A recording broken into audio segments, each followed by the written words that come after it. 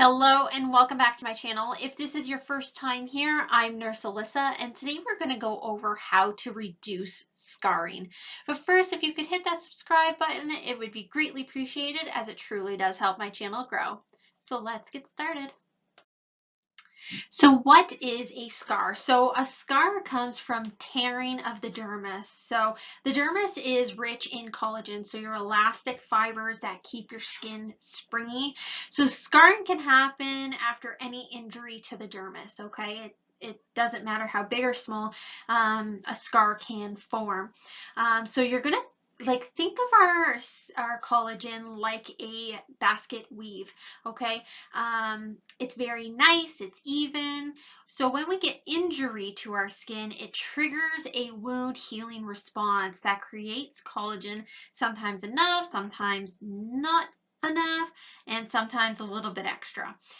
So either way, our skin is going to be different from the initial skin that we had in that area, okay? So as we age, we start to lose collagen, which means elderly people are more prone to scarring than children. And whether a wound is likely to scar may depend on the part of the body that was injured, because sometimes we have areas that have more blood flow than others. So for example, our face and scalp tend to heal faster because we have really good circulation in that area, but cuts on our feet tend to take longer as circulation is a little bit slower in that area. So there are three types of scars. So first we have atrophic scars. Now these are indented scars, and we're normally seeing this with acne or chickenpox.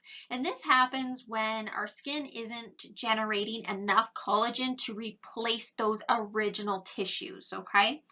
Then we have our hypertrophic scars. Now these scars are thick, raised, they're often reddish, but they do appear within the bounds of the original injury. Okay, and then we have our keloid scars. So keloids, they're raised scars that do extend beyond the original injury.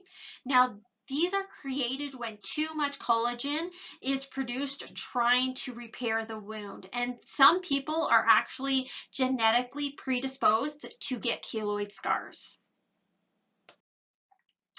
So the best ways to prevent scarring. Now, we're not going to completely prevent the scar, but we can minimize the looks of the scar, okay? So starting from when we actually have the wound, we want to make sure that we clean the wound as soon as you're injured.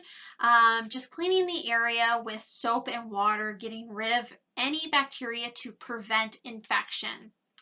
Next, we want to keep it moist and covered. So I know before we would always want to let a wound dry out. More research has been done, and it is best to keep a wound moist and covered, okay?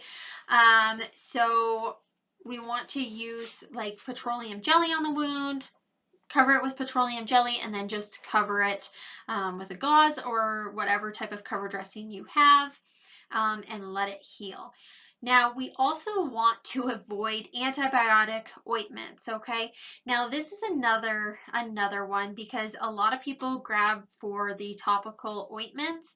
Now, 8% of people are actually allergic to these products, and a lot of people have ever more than the 8% have a sensitivity to it, and it just gets red and swollen around the area, and lots of times people don't notice that it's the actual ointment doing it, and they just think that it's the wound that's inflamed. So we want to avoid those antibiotic ointments. Just use petroleum jelly on the wound.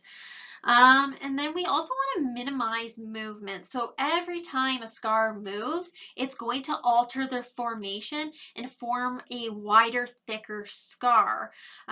So just don't overexert the area because it will cause more scarring. Now, the next one, so leave scabs alone. So once again, we don't want scabs to form. We really, really don't.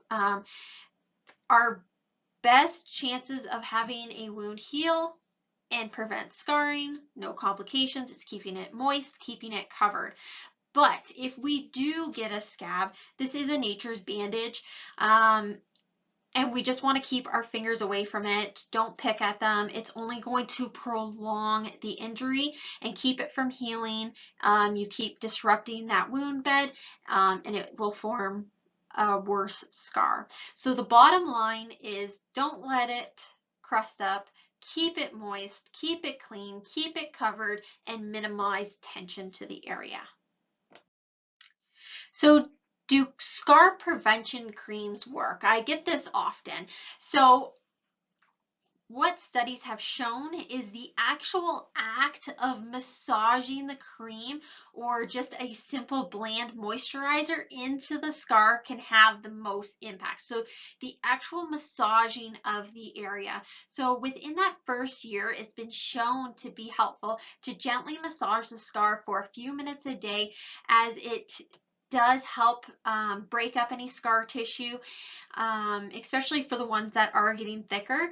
And now they say for the first year, because the full scar remodeling process of a wound does take a year. So going through the different phases, redder, darker, thicker, more textured.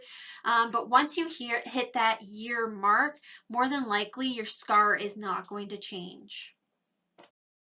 So that's all I have for this video. I hope you did find it helpful to reduce the appearance of scars, and I will catch you guys in my next video. See ya.